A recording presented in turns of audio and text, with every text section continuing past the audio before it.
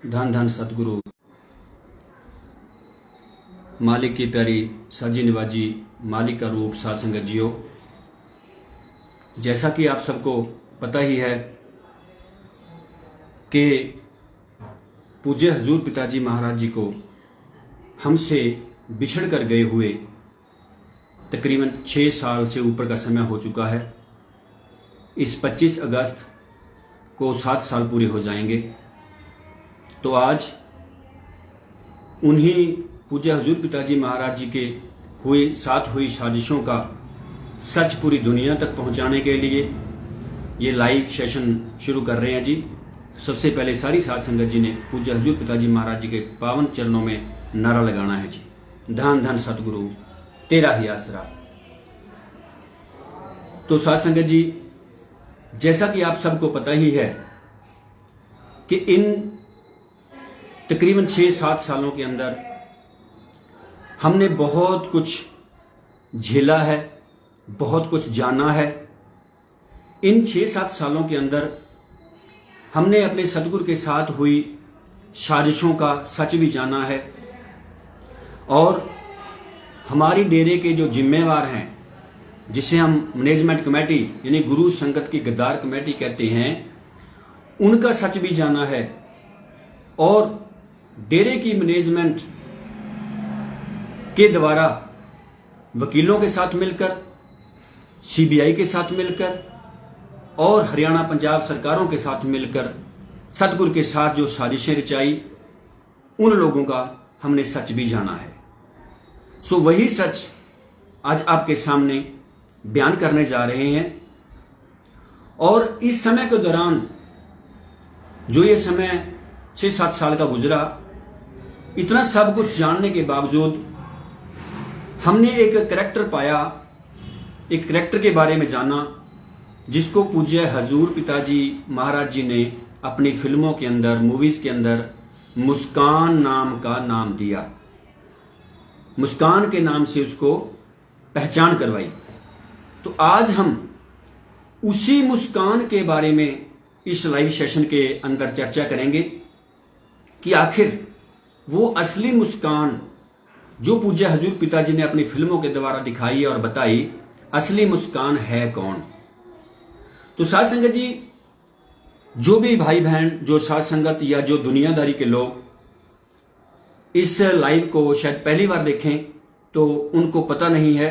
वैसे तो faith versus verdict के मंच के द्वारा बहुत सारे लाइव सेशन ऐसे दिखाए जा चुके हैं, बताया भी जा चुका है, लेकिन फिर भी हम आज कोशिश करते हैं कि पूरा डिटेल में बताया जाए कि असल मुस्कान कौन है जो पूज्य हजूर पिताजी को मारना चाहती थी, जो पूज्य हजूर पिताजी के साथ साजिशें रचाकर इतना बड़े षड्यंत्र जिसने रचाया, कि असल मुस्कान वो है कौन। तो साध संगत जी, सबसे पहले हम बात शुरू करते हैं कि हनीप्रीत का डेरे में आना, दरबार के अंदर इसका शामिल होना, इसको लाया जाना, यह भी एक बहुत बड़े षड्यंत्र का ही हिस्सा था। सुनने में आता है, सुनने में क्या आता है कि यह पक्का ही है, कन्फर्म है कि विश्वास गुप्ता नाम के शख्स के साथ इसकी शादी हुई थी। उधर फतेहाबाद साइड की रहने वाली है। तो इसको लाया गया डेरे के जिम्मेवारों के द्वारा, मोहनलाल दीवाना, ये सारे जितने भी लोग हैं, जितनी चंडाल चौकड़ी है, इनके द्वारा लाया गया।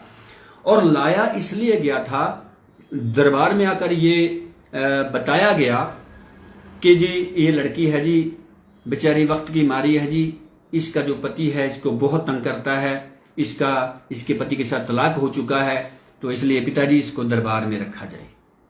तो पूज्य हजूर पिताजी ने फरमाया कि बेटा कोई बात नहीं है, हमारे पास साध संगत जी बीच में जो भाई कॉल कर रहे हैं उनको बोलो कि कॉल ना करें। ये आनंद जी हैं सफीदों से, उनसे कहें कि अगर किसी के पास उनका नंबर है तो वो मुझे कॉल ना करें प्लीज, मैं लाइन में बैठे हैं। तो उनको लाया गया। पूज्य हजूर पिताजी महाराज जी ने फरमाया कि भाई हमारे पास पहले भी बहुत सारी बेटियां हैं, कोई बात नहीं, इसको वहां पे रखा जाए। तो जहां पे बाकी शाही बेटियां रखी हुई थी वहां पर इसको भी ठहरने के लिए जगह दे दी गई। अब लेकिन इसको वहां पर बहुत समय के लिए नहीं रखा गया, इसको टिकने नहीं दिया गया वहां पे। क्यों? क्योंकि जो इनका डेरा मैनेजमेंट का असली जो मकसद था वो पूरा कैसे हो, वहां पर रह के तो पूरा हो नहीं सकता। इसलिए कुछ दिनों के बाद फिर ये गुहार लगाई गई, पूज्य पिताजी से अरदास की गई कि पिताजी ये जो बेटियां हैं ये छोटी हैं, लेकिन ये जो बेटी है हनीप्रीत ये बहुत बड़ी है, उम्र में बड़ी है, इनका इनके साथ मेल नहीं खाता, इनके साथ विचार नहीं मिलते, या इनके साथ कैसे गुजारा करेगी ये, तो इसलिए इसको आप अपने साथ अपने परिवार में रखें। इससे पहले पूज्य हजूर पिताजी ने उसे अपनी बेटी भी बना लिया था, बेटी मान लिया था, क्योंकि जो भी वहां पर दरबार में आती है शाही बेटियां बसेरा में, तो उसको पूज्य हजूर पिताजी अपना ही नाम देके अपनी बेटी बना लेते हैं। तो जिम्मेवार कहने लगे कि पिताजी ये भी आपकी बेटी है, ये नौजवान है, बड़ी है उम्र में, तो इसलिए आप इसको अपने साथ रखें। तो उसके बाद पूज्य हजूर पिताजी ने वहां उसको कुछ समय के लिए शाही परिवार में उसको जगह दे दी। लेकिन वो एक कहा वाणी में शायद आता है कि कुत्ता राज बहाली है मुड़ चक्की चट्टा। लेकिन एक गद्दार आदमी को चाहे आप कहीं भी बिठा दो, जितनी मर्जी ऊंची पदवी दे दो, जैसे कहते हैं ना कुत्ते को खीर हजम नहीं आती, उसी प्रकार से इसको भी इज्जत, इतना प्रेम रास नहीं आया, और इसने वहां पर परिवार के अंदर रहकर भी वही कारनामे करने शुरू कर दिए जो इसका असली मकसद था। इसने अपना असली रंग दिखाना, रूप दिखाना शुरू कर दिया। तो इसलिए अब परिवार में सियाने लोग भी रहते हैं, बुजुर्ग भी है, बड़ी माता जी भी है, बहनें भी रहती हैं। जब उन्होंने देखा कि इसका सिस्टम सही नहीं है, इसका रहना यहाँ पे सेफ नहीं है, सही नहीं है, मतलब सेफ नहीं, सही नहीं है, तो उन्होंने पूज्य हजूर पिताजी से कहा कि भाई इसको यहां से हटाओ, वहीं पर रखो। तो उसके बाद फिर इसको दोबारा वहीं पे शाही बेटियां बसेरा में रखा गया। उसके बाद साध संगत जी इसने अपना असली रंग दिखाना शुरू किया, जैसा कि डेरा मैनेजमेंट का जो मोटिव था, जो मकसद था, उन्होंने अपना दिखाना शुरू कर दिया। उसके पहले आपको एक पिताजी की, पूज्य हजूर पिताजी महाराज जी की एक फर्जी मेडिकल रिपोर्ट के बारे में आपको समझा दें। आगे कहानी को, बातों को आगे ले जाते हुए, मैटर को आगे ले जाने से पहले थोड़ा सा यहां पे जिक्र कर दें कि एक पूज्य हजूर पिताजी महाराज जी की 150 पेज की फर्जी मेडिकल रिपोर्ट बनवाई गई है, और या कहे कि बनाई गई है। उस फर्जी मेडिकल रिपोर्ट के अंदर इतनी बड़ी से बड़ी, भयानक से भयानक, घातक से घातक बीमारियां दिखाई गई हैं कि पूज्य हजूर पिताजी महाराज जी की मौत कभी भी किसी भी वक्त हो सकती है, उस फर्जी मेडिकल रिपोर्ट के अनुसार। उसके बाद अब आपको ये दिखा दें, अगर मैं दिखा सकूं, कि डेरे के 4 बड़े डॉक्टरों ने इस फर्जी मेडिकल रिपोर्ट को बनाया है। साथ संगत जी ये देखें, डॉक्टर समीर बहल, डॉक्टर महेंद्र प्रताप सिंह, डॉक्टर गौरव अग्रवाल तीसरा डॉक्टर है, ये चौथा डॉक्टर है डॉक्टर जय किरतानी। ये देखें, शाह सतनाम जी स्पेशलिटी हॉस्पिटल। उसके बाद ये बीमारियां लिखी गई हैं, ये वाली, ये देखो, क्योंकि डॉक्टरी भाषा में है, हमें पढ़नी नहीं आती, काफ़ी गहरी लिखी हुई हैं।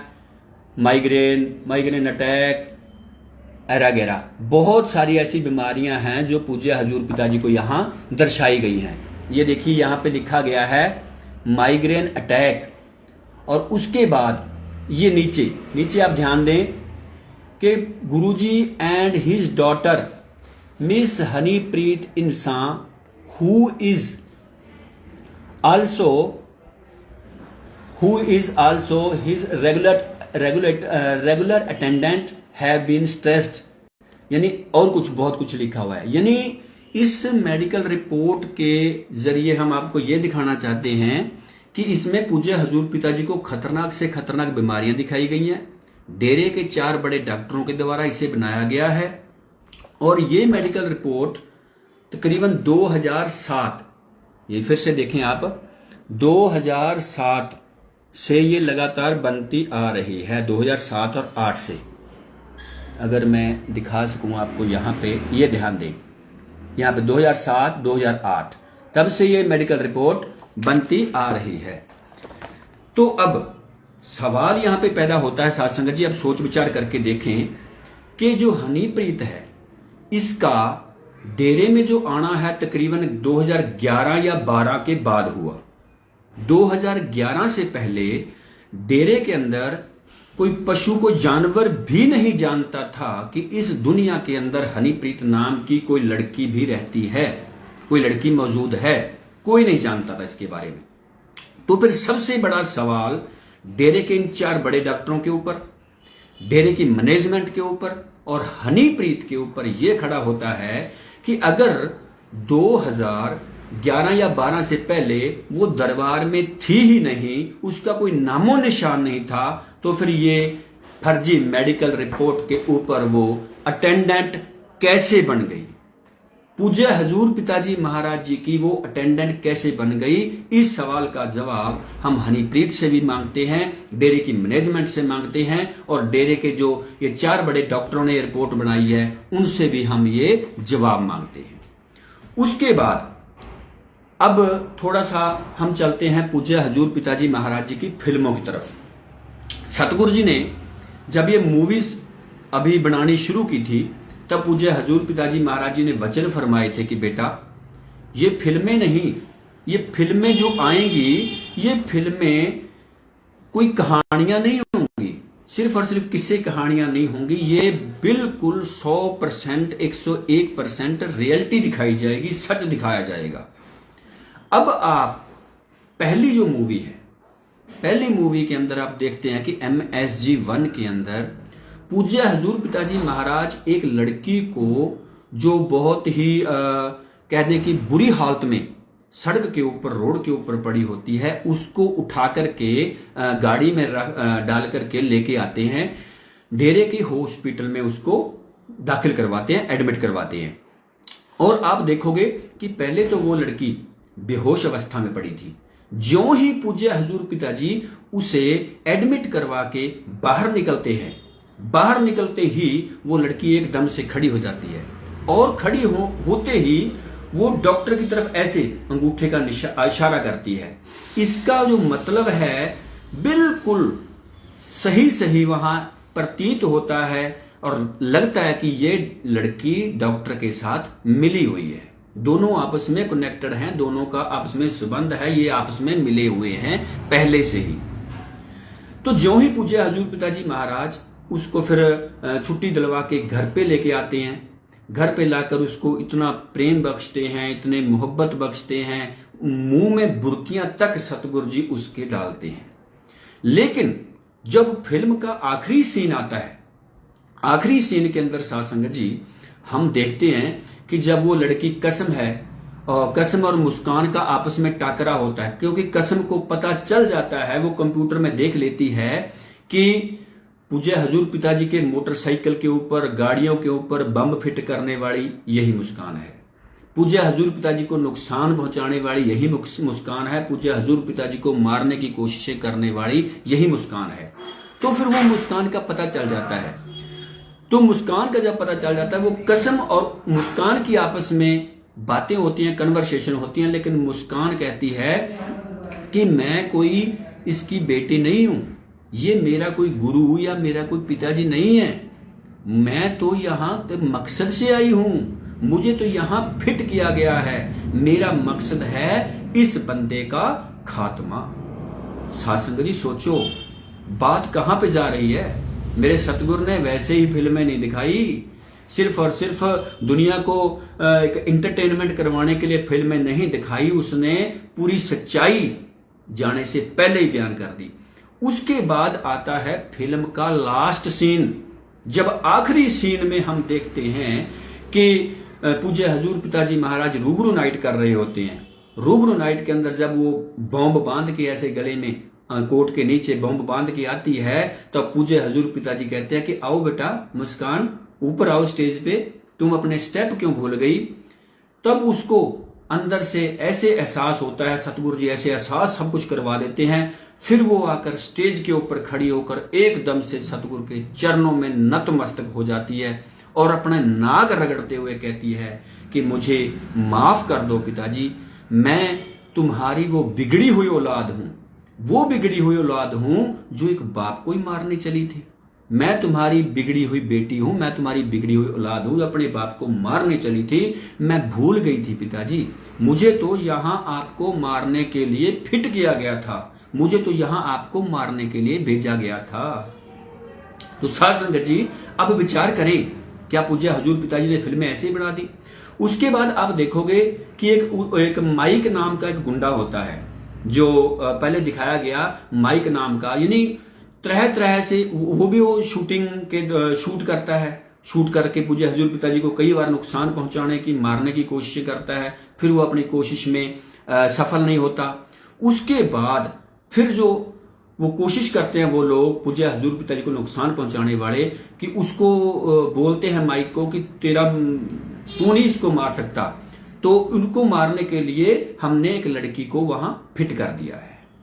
अब हमने समझना ये है कि वो असली मुस्कान लड़की कौन हुई। फिर हम नहीं कह रहे, पूज्य हजूर पिताजी की बनाई हुई फिल्में बता रही हैं और ये डेरा मैनेजमेंट के द्वारा बनाई हुई फर्जी मेडिकल रिपोर्ट खुद साबित कर रही है, जिसके ऊपर 4 बड़े डॉक्टरों के साइन हैं, जिसके ऊपर हनीप्रीत को अटेंडर दिखाया गया है कि हनीप्रीत ही असली मुस्कान है। उसके बाद आप आ जाओ सत्संग जी, हम बात करते हैं कि पूज्य हजूर पिताजी ने एक कोर्ट के अंदर बयान दिया हुआ था अपना। कोर्ट में यह बयान दिया था पिताजी ने कि हमारे तेरावास के अंदर किसी भी औरत का, लेडीज का आना जाना बिल्कुल मना है, वर्जित है। कोई भी लेडीज हमारे तेरावास में यानी गुफा में बिल्कुल भी नहीं आती जाती। उसके बाद अब आप देखिए क्या क्या कारनामे ये डेरा मैनेजमेंट गुरु संगत की गद्दार कमेटी रचती है। उस फर्जी मेडिकल रिपोर्ट को ऊपर जो अटेंडेंट दिखाया गया हनीप्रीत को, उसको भी इन लोगों ने सच साबित करना है। और पूज्य हजूर पिताजी के जो बयान हैं जो अदालत में दिए गए हैं, उनको भी इन्होंने फर्जी साबित करना है। वो कैसे किया इन लोगों ने, हम आपको बताते हैं।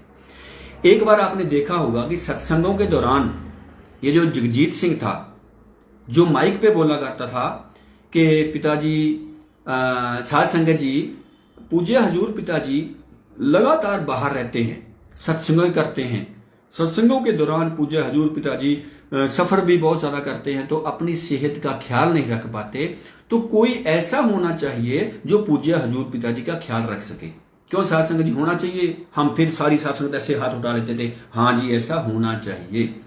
तो ये सवाल भी खुद करते थे और जवाब भी उनका खुद ही देते थे। फिर उन्होंने ही जवाब दिया इसका, क्योंकि जवाब इनके पास पहले ही बने बनाए तैयार होते थे, क्योंकि षड्यंत्र जो रचने थे।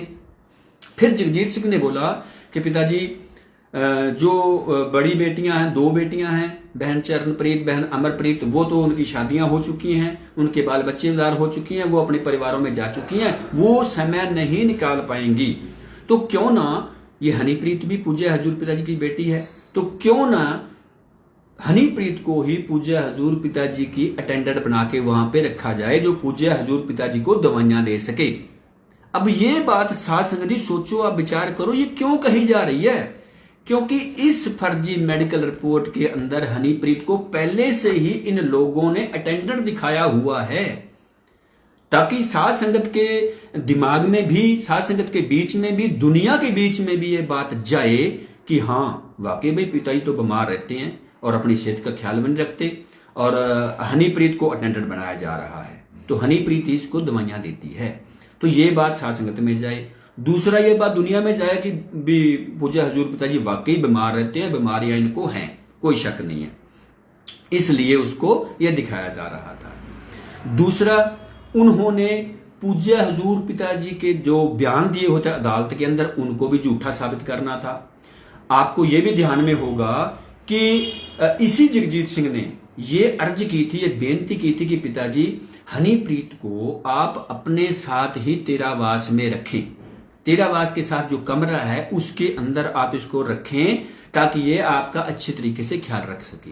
अब उसको, और दूसरे नंबर पे पूज्य हजूर पिताजी महाराज जी ने इसको ब्रह्मचारी का, गुरु ब्रह्मचारी, सत ब्रह्मचारी का प्रसाद दिया हुआ था।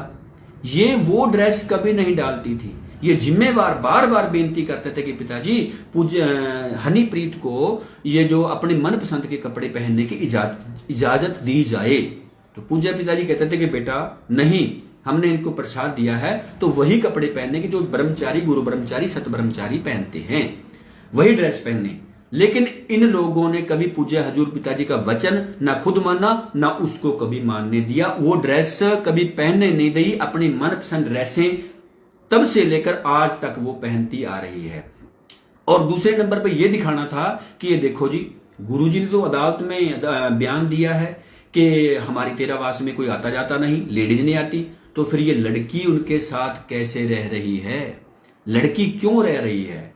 तो उस बयान को, पूज्य हजूर पिताजी के बयान को इन लोगों ने झूठा करना था, इसीलिए ही वो सारी बातें कहलवाई जा रही थी। लेकिन ये खुद नहीं कहते थे, साध संगत से कहलवाते थे, पिताजी हम नहीं चाहते, संगत चाहती है। तो संगत का बहाना लगाकर ये लोग सारा जो बात है, सारा कार्यभार है संगत के ऊपर डाल देते थे। उसके बाद गुमनाम चिट्ठी की बात हम करते हैं।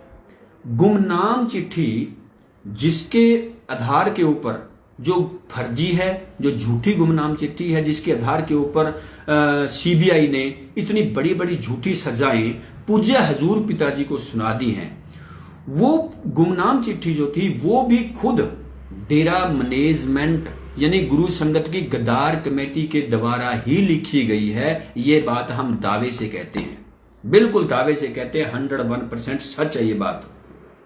क्यों? क्योंकि उस गुमनाम चिट्ठी के अंदर आपने देखा होगा एक जगह लिखा हुआ था ये कि जो गुमनाम चिट्ठी लिखने वाला है या लिखने वाली है वो बोल रही है कि मैं गुफा के अंदर जो ही शामिल हुई, गुरुजी ने मुझे बुलाया, मैं अंदर कमरे में दाखिल हुई तो एक टेबल पड़ा था, टेबल के ऊपर एक रिवॉल्वर रखा हुआ था और सामने टीवी के अंदर ब्लू फिल्म चल रही थी। ये जो बातें हैं ये उस गुमनाम चिट्ठी में लिखी हुई हैं। अब वो गुमनाम चिट्ठी सीबीआई तो सच साबित नहीं कर पाई, लेकिन वो डेरे की मैनेजमेंट पहले ही उसको सच साबित कैसे कर रही है, ये बात आप अपने ध्यान में बिठा लें। वो मैं आपको बता रहा हूं। वो आपको याद होगा कि मोहनलाल ने सत्संग के दौरान एक बार अर्ज किया था, गर्मी का बहुत ज्यादा मौसम था, कि पिताजी के चरणों में बेनती करी कि पिताजी आप गर्मी में रहते हैं, इतनी इतनी दूर सफर करते हैं, आपको गर्मी रहती है, तो आप कृपा करें, हाथ जोड़ के बेनती है कि आप अपने तेरावास में एक एसी लगवा लें। लेकिन पूज्य हजूर पिताजी ने उनको सिरे से नकार दिया था कि नहीं, हमें एसी की कोई जरूरत नहीं है, हमारा तो एक छोटा सा टेबल फैन है, हमारे लिए यही बहुत है बेटा, हमें कोई जरूरत नहीं है। तो फिर वो जगजीत सिंह बोलता है कि नहीं पिताजी, हम नहीं कहते, ये संगत चाहती है जी। क्यों साध संगत जी, चाहते हो ना जी कि पिताजी एसी लगवाएं? हाँ जी हाँ, बिल्कुल चाहते हैं, क्योंकि साध संगत के मन में कोई बुरा विचार है ही नहीं था, संगत के मन में कोई साजिश थी ही नहीं। संगत को पता नहीं था कि हमें भी साजिश का हिस्सा किस प्रकार से ये गुरु की गद्दार कमेटी बनाने जा रही है। तो संगत अचनचेत ही हाथ खड़े कर देती थी। इनको अच्छे से पता था कि जो गुरु के संगत सतगुरु जी हैं वो संगत की बात कभी नहीं टालते। तो पूज्य हजूर पिताजी ने फरमाया कि ठीक है बेटा, अगर हमारी संगत चाहती है तो मर्जी आपकी लगवा दे। उसके बाद फिर इन्होंने एक बेनती करी कि पिताजी आप बाहर रहते हो, आप सत्संगों पर रहते हो, बाहर रहते हो, आपको दुनियादारी की जो खबरें हैं उनका पिताजी आपको कोई पता नहीं चल पाता, आप उनके बारे में नॉलेज नहीं रख पाते, तो इसके लिए आप अपने गुफा के अंदर, तेरावास के अंदर एक टीवी लगवा ले। तो पूज्य हजूर पिताजी ने वहां फिर फरमाया कि भाई हमें टीवी की क्या जरूरत है, हमारा तो जो अखबार है, सच कहूं हम तो उसको ही नहीं पढ़ पाते बिल्कुल टाइम पे, तो हमें टीवी की किसी प्रकार की कोई जरूरत नहीं है। पूज्य हजूर पिताजी ने यह बात बिल्कुल नकार दी। तो फिर वहां पे इसी जालम जगजीत ने फिर बोला था साध संगत का हवाला देते हुए कि गुरुजी हम नहीं चाहते, संगत चाहती है। संगत ने फिर हाथ खड़े कर दिए। तो पूज्य हजूर पिताजी ने फरमाया कि ठीक है भाई, मर्जी आपकी, लगवाना लगवा दो। तो वहां पर उसके बाद तेरावास के अंदर एसी लगवाया गया था। उसी समय फिर तेरावास के अंदर टीवी लगवाया गया था, ताकि जो गुमनाम चिट्ठी के अंदर वो बातें लिखी हुई हैं कि मैं अंदर दाखिल हुई, ब्लू फिल्म चल रही थी टीवी के अंदर, तो उस बात को सच्ची साबित किया जा सके। उन सब बातों को, गुमनाम चिट्ठी को, फर्जी मेडिकल रिपोर्ट को सच साबित करने के लिए गुरु संगत की गद्दार कमेटी ने संगत का सहारा लेते हुए ये सारी की सारी साजिशें खुद रची, लेकिन संगत को इनके अंदर पाप का भागीदार बना दिया। लेकिन साथ संगत जी ठीक है, कोई बात नहीं, उस समय आपको नहीं पता था कि हमसे ये हाथ खड़े क्यों करवाए जा रहे हैं, हमसे हाथ क्यों उठवाए जा रहे हैं, हमें सतगुरु के वचनों के खिलाफ क्यों चलाया जा रहा है। उस समय आपको नहीं पता था, लेकिन आज तो पता है ना, आज तो आपको पता है, आज तो आपको सच बता रहे हैं। फेथ वर्सेस वर्डिक्ट के मंच से जो बात बोली जाती है वो वैसे हवा में नहीं बोली जाती, वो विद प्रूफ बोली जाती है। पहले उसका सबूत हाथ में लिया जाता है, उसके बाद उसको बोला जाता है। उसके बाद तेरावास में टीवी लगवाया गया और एसी भी लगवाया गया। एसी इसलिए लगवाया गया ताकि पूज्य हजूर पिताजी को एक अयाश किस्म का बाबा के रूप में पेश किया जाए कि ये जो बाबा है, जो बाबा राम रहीम है, ये तो जी बहुत अयाश किस्म के इंसान हैं, ये गुरु नहीं है कोई। देखो इनके तो पास एसी भी लगे हुए हैं, ये टीवी भी देखते हैं, फिर तो फिल्में भी देखते होंगे। तो इन्हीं सब बातों को मद्देनजर रखते हुए ये सब कारनामे डेरे की मैनेजमेंट की कमेटी के द्वारा किए गए। उसके बाद आपको ये भी पता है कि ये जो बातें हैं हनीप्रीत को तेरावास में रखने की और पूज्य हजूर पिताजी को क्लीन शेव होने की भी अर्ज की गई थी, ये सब आपको पता ही है। लेकिन वहां पर जब क्लीन शेव होने की बात पूज्य हजूर पिताजी के सामने इस गुरु संगत की गद्दार कमेटी ने रखी तो पूज्य हजूर पिताजी एकदम जोश में आकर बोले थे। वहां पे चेहरे पे लाली आ गई थी सतगुरु के कि भाई ये बातें संगत नहीं चाहती, ये तुम कुछ 5-7 लोग हो जो ये बातें चाहते हो, संगत ये बात नहीं चाहती। जब संगत से इसके बारे में हाथ उठवाया गया कि पूज्य हजूर पिताजी बिल्कुल क्लीन शेव हो जाएं, तो किसी भी साध संगत ने हाथ नहीं उठाया था वहां पे। तो इसलिए साध संगत जी इन जालिम लोगों की जो साजिशें हैं इनको पहचानने की कोशिश करो। उसके बाद फिर दोबारा हम वहीं पे आते हैं फर्जी मेडिकल रिपोर्ट के ऊपर। जो फर्जी मेडिकल रिपोर्ट पूज्य हजूर पिताजी की बनाई गई थी, उस फर्जी मेडिकल रिपोर्ट बनाने के पीछे अब मकसद क्या था, क्योंकि मकसद तो होता है ना किसी चीज के पीछे। हनीप्रीत को दरबार में लाया गया, डेरे में रखा गया, फिर पूज्य हजूर पिताजी के साथ वाले कमरे में फिट करने की कोशिश की गई, तो मकसद तो बहुत बड़ा था। पूज्य हजूर पिताजी को जान से मारना था इन लोगों ने। अब इनको पता था कि अगर हनीप्रीत तेरावास में रहेगी, पूज्य हजूर पिताजी के साथ रहेगी, तो वो दवाइयां अपनी मर्जी से देगी, हम जैसे चाहेंगे वैसी दवाइयां देंगे, और फर्जी मेडिकल रिपोर्ट पहले ही बना चुकी हैं। उसके बाद एक बात आप ध्यान में रखना कि जब पूज्य हजूर पिताजी को सजा हुई 25 अगस्त 2017 वाले दिन, अब साध संगत जी ये बात भी ध्यान में रखने योग्य है कि जब किसी इंसान को, किसी गुरु को, किसी को भी सजा हो जाती है, तो जिसको सजा सुनाई गई है अदालत के द्वारा, तो वही जेल में जाता है ना, उसका सारा परिवार तो साथ में नहीं जाता कोई ना कोई। लेकिन यहां पे आप देखोगे कि हनीप्रीत को कोर्ट के ऑर्डर दिलवाकर, पुलिस प्रशासन की सहमति थी, कोर्ट की सहमति थी, अदालतों की सहमति थी, पूज्य हजूर पिताजी के साथ हेलीकॉप्टर में बिठाकर साथ में जेल में भेजा जा रहा था। वो क्यों भेजा जा रहा था, ये बात बहुत सोचने वाली है।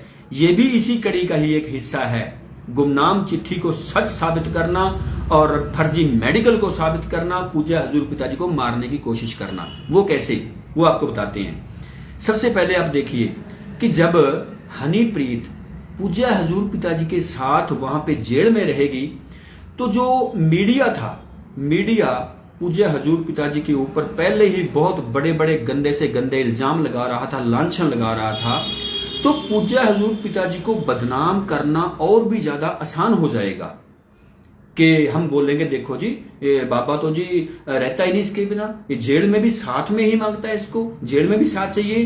तो इसीलिए हम गुरु जी को और भी ज्यादा बदनाम करना हमारे लिए आसान हो जाएगा। दूसरा मेन मकसद था कि वहां पे जाकर तकरीबन 6 महीने बाद या साल के बाद हम ये बोल देंगे कि बाबा जी तो जी जेल में चोला छोड़ गए, उनकी तो मौत हो चुकी है।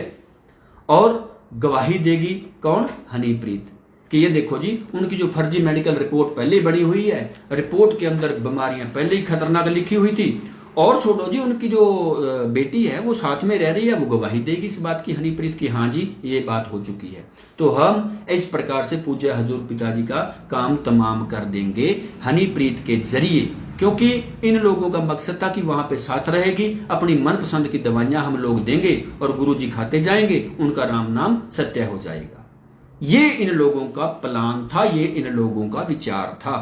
लेकिन वो भी फिर गुरु है, वो भी कच्चा खिलाड़ी नहीं है, वो दोनों जहानों का मालिक है, खुद खुदा वाली दो जहान, कुल मालिक वैसे नहीं कहते उसको, वो सब जानी जान है।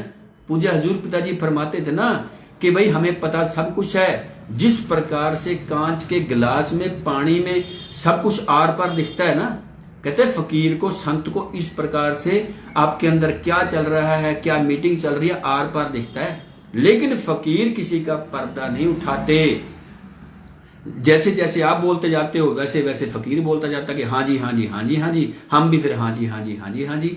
तो इस प्रकार से उसके बाद आपको ये भी बता दें कि ये जो फर्जी मेडिकल रिपोर्ट है, फर्जी मेडिकल रिपोर्ट हाई कोर्ट के रिकॉर्ड पे 25 अगस्त 2017 से हफ्ता 10 दिन पहले चढ़ा दी गई थी।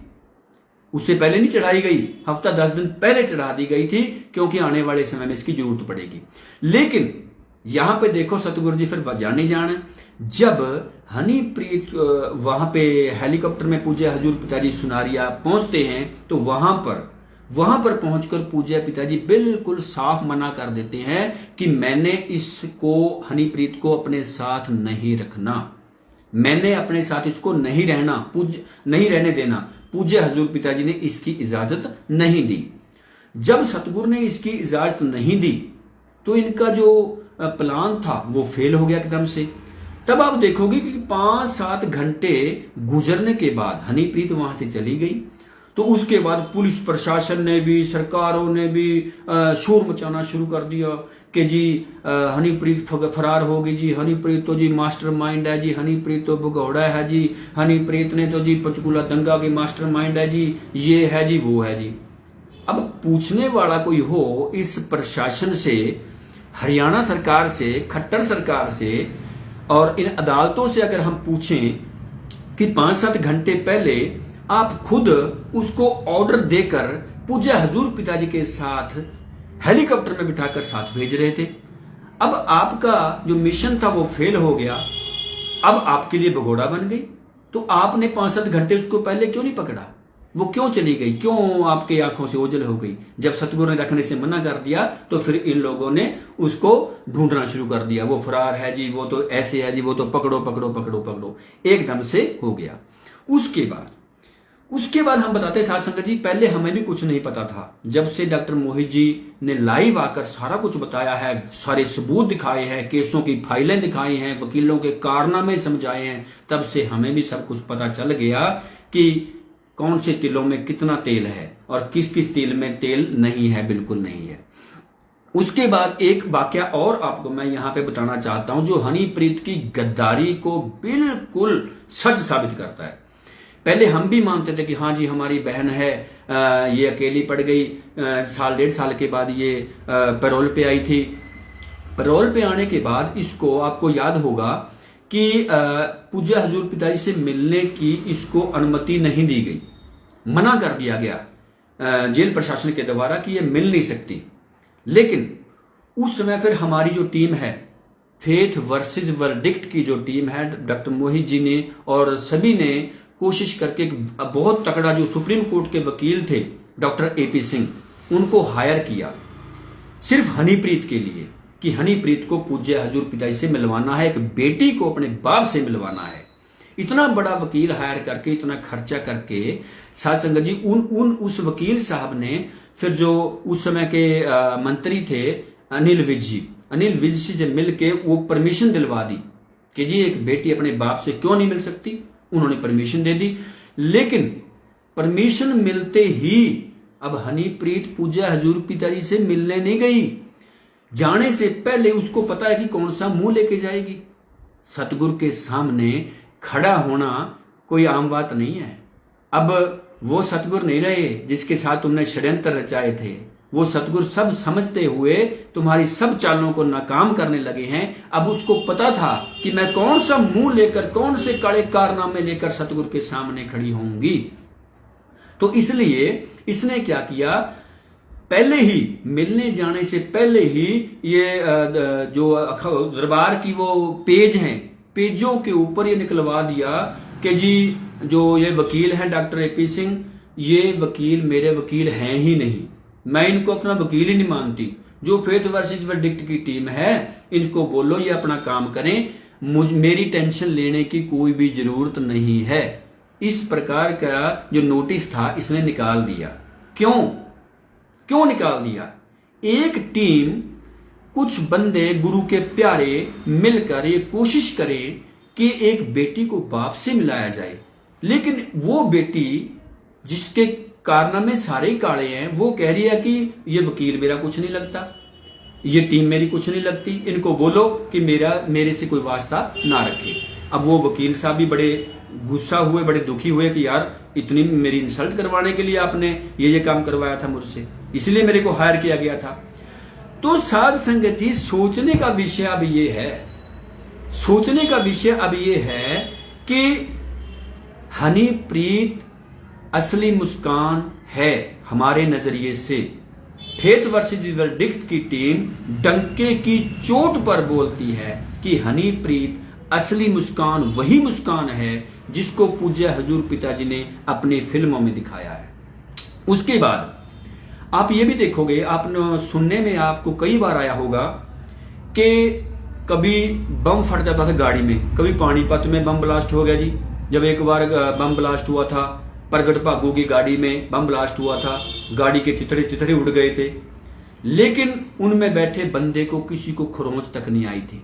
कभी कहते जी बॉम्बे में बम ब्लास्ट हो गया, कभी कहीं पे कभी कहीं पे। जो वो सारे बम ब्लास्ट हो रहे थे, जो वो सारे कारनामे किए जा रहे थे, वो पूज्य हजूर पिताजी को मारने के लिए, पूज्य हजूर पिताजी को केसों में उलझाने के लिए, ताकि लोग ये कहें, सरकारें ये कहें कि यार ये बाबा राम रहीम का जो काफिला है, जब ये चलता है तो इसमें बम चलते हैं, बम धमाके होते हैं, तो इसलिए इसके काफिले को ही रोक दिया जाए।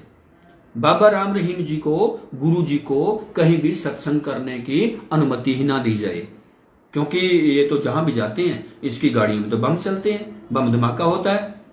अब लेकिन जो पत्रकार हैं, जो मीडिया वर्ग है, वो अपने तरीके से अपनी जगह सही बोल रहा है।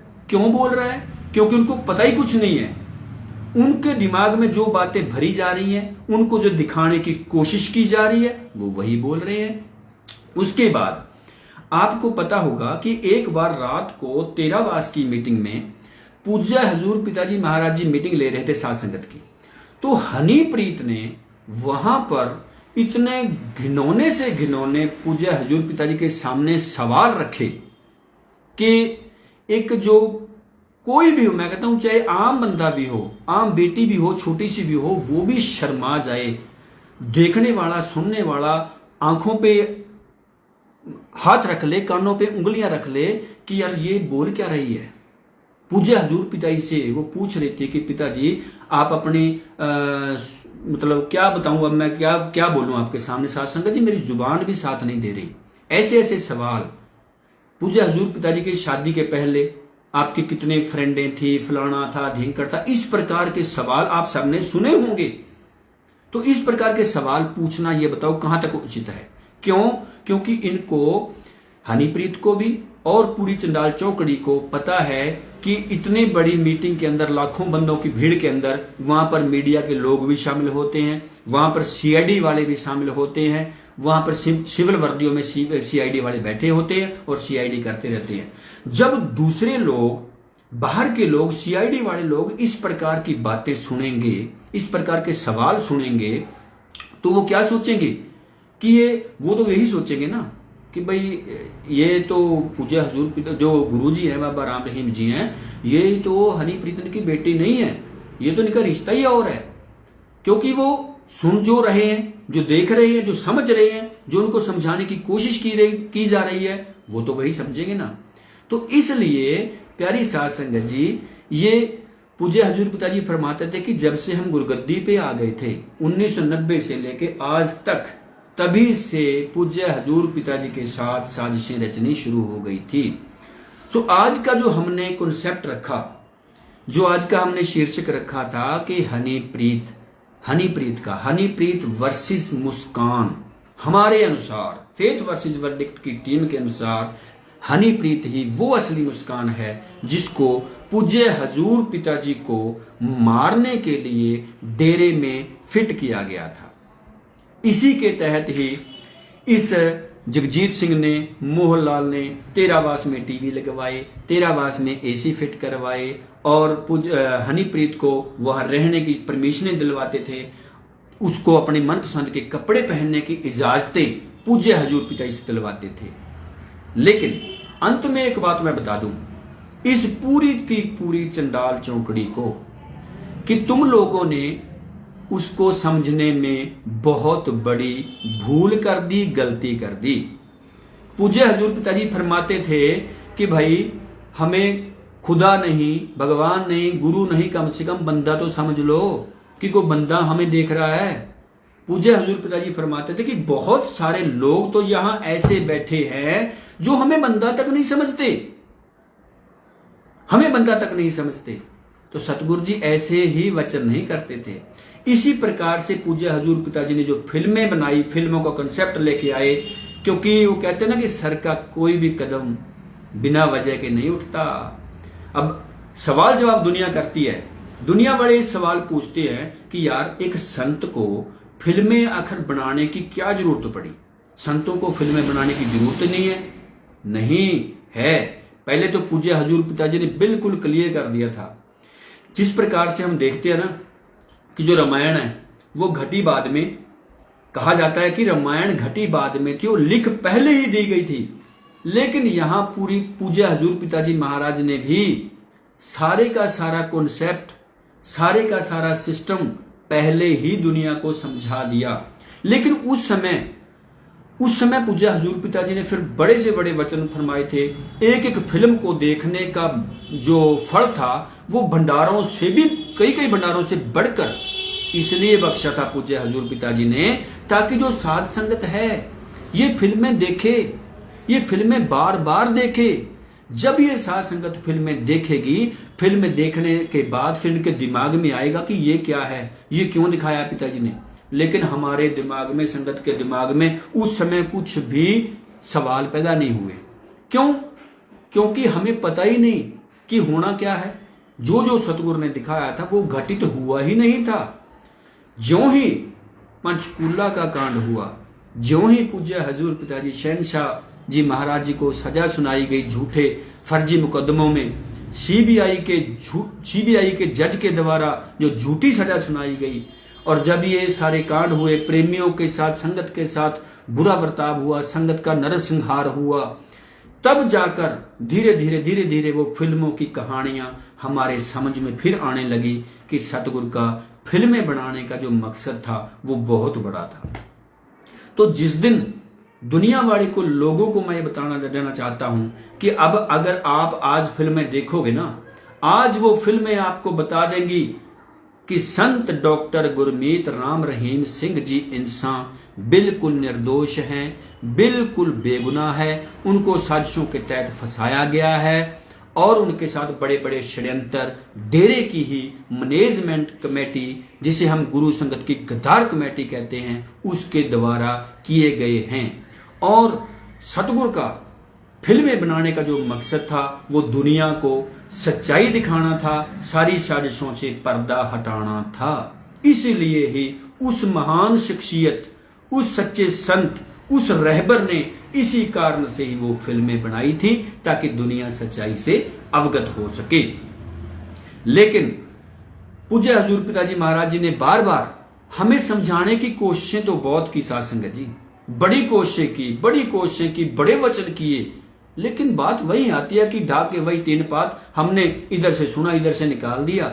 कभी सतगुरु के वचनों पर गौर ही नहीं की कि सतगुरु जी क्या वचन कर रहे हैं और जिम्मेवार आकर हमें क्या बता रहे हैं। उन वचनों को तोड़ मरोड़ कर क्यों पेश किया जा रहा है और क्यों हमारे गले से ये सतगुरु के लौकट उतरवा कर पंचकूला जबरदस्ती भेजा जा रहा है। जब पूज्य हजूर पिताजी ने फरमा दिया था किसी ने भी भाई पंचकूला नहीं जाना, ये हमारा हुक्म है, ये हमारा ऑर्डर है, किसी ने पंचकूला नहीं जाना। लेकिन इन जालिम 45 मेंबरों ने, जो संदीप अन्नू जैसे थे, रामकरण भवानीगढ़ जैसे थे, ये गुरचरण कौर जैसे जालिम लोगों ने, कमेटियों ने आकर संगत के बीच में आकर संगत को गुरु के वचन तुड़वाकर, लौकट उतरवाकर बार बार पंचकूला भेजा। वो इनको पता था, पहले ही पता था कि पंचकूला कांड होना ही होना है। ये साजिश, ये स्क्रिप्ट पहले ही इनके द्वारा लिखी जा चुकी थी, वही सारा कुछ वहां पे दोहराना था।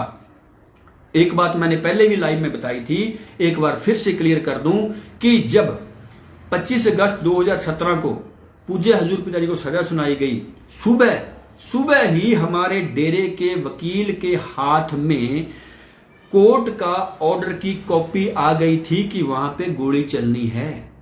अब डेरे के वकीलों को ये पता चल जाए कि वहां शूट का ऑर्डर हो चुका है, लेकिन वो फिर भी संगत को इस डर से अवगत ना करवाएं और वो वहां पर संगत को जिम्मेवार इकट्ठे करते रहें, तो फिर बताओ इस पंचकूला के कांड का असली जिम्मेवार, असली कर्ता धर्ता, असली साजिश करता कौन है? इस पंचकूला कांड का जो साजिश करता है वो हनीप्रीत, मास्टरमाइंड हनीप्रीत, राकेश दिड़बा, जो प्रदीप कलेर, ये सारे के सारे जितने, हर्ष धूरी, संदीप बरेटा, मोहनलाल, जितनी भी जिसको भी आप इस समय कमेटी मान रहे हो, वो सारे के सारे लोगों ने मिलजुल कर पंचकूला का कांड जानबूझकर करवाया, पूज्य हजूर पिताजी की मर्जी के खिलाफ जाकर करवाया, उनको साजिश में फंसाने के लिए करवाया। वो इसलिए करवाया गया था, ज्यादा से ज्यादा वहां नरसंहार, मौतें इसलिए करवाई गई संगत की, ताकि सारे का सारा जो बोझ है वो पूज्य हजूर पिताजी के ऊपर पड़े, इनको कभी भी जिंदगी में कभी पैरोल तक ना मिल सके, बाहर आना तो बहुत दूर की बात है। तो बात फिर वहीं पे दोबारा आ चुकी है।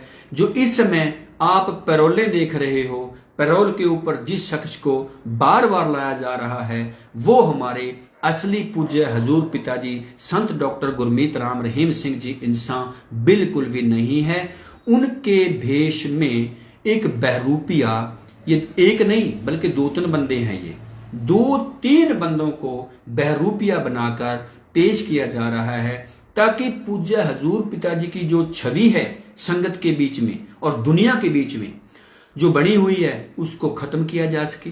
पूज्य हजूर पिताजी महाराज जी की जो सोच है, जो पूरी दुनिया तक पहुंचाने की वो कोशिश कर रहे थे, वो सोच को, उस सोच को खत्म किया जा सके। और पूज्य हजूर पिताजी महाराज जी ने जो मिशन लेकर इस दुनिया में, इस धरती पे आए हैं, उस मिशन का सारी दुनिया को पता लग सके इसलिए। लेकिन इन लोगों ने, इन जालिम 45 मेंबरों ने, जालिम जो मैनेजमेंट है डेरे की, इन लोगों ने कभी भी पूज्य हजूर पिताजी के जो वचन है वो संगत तक, असली वचन कभी मानने ही नहीं दिए, पहुंचाने ही नहीं दिए। तो साध संगत जी, बार बार हम आपको आगाह करते हैं, बार बार हम आपको समझाते आ रहे हैं। हम एक बार फिर से, हम ये नहीं है कि फेथ वर्सेस वर्डिक्ट की जो टीम है वो घर पे बैठ के बात नहीं करती, हम तो लाइव आकर बात करते हैं। अगर किसी में दम है, हम एक बार नहीं, पहले सैकड़ों बार, हजारों बार ये इनको चैलेंज कर चुके हैं कि जिस डेरे के वकील ने पूज्य हजूर पिताजी महाराज जी का मुकदमा लड़ा, उनको सभी को चैलेंज है। सारी की सारी डेरा मैनेजमेंट को चैलेंज है, सारे 45 मेंबरों को चैलेंज है।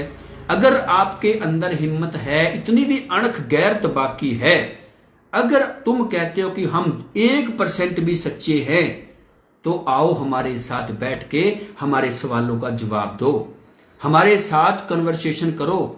अगर संगत में आकर आप डरते हो कि संगत कहीं जूते ना उठा ले, तो हमारे साथ डिबेट रखो, हमारे साथ प्रेस कॉन्फ्रेंस रखो। प्रेस कॉन्फ्रेंस में 10 मिनट के अंदर अंदर पता चल जाएगा कि असल क्या है, सच क्या है, झूठ क्या है। उसके बाद इस जो बार बार ये जमूरे को लाया जा रहा है पूज्य हजूर पिताजी के भेष में, इस जमूरे के ऊपर भी हम बार बार इसको कहते हैं कि तुम्हें हमारा चैलेंज है कि आकर हमसे डिबेट करें। अगर तुम सच्चे हो 0.0% भी, तो हमसे डिबेट करो। 5 मिनट के लिए हमें समय दिया जाए तुमसे मिलने का।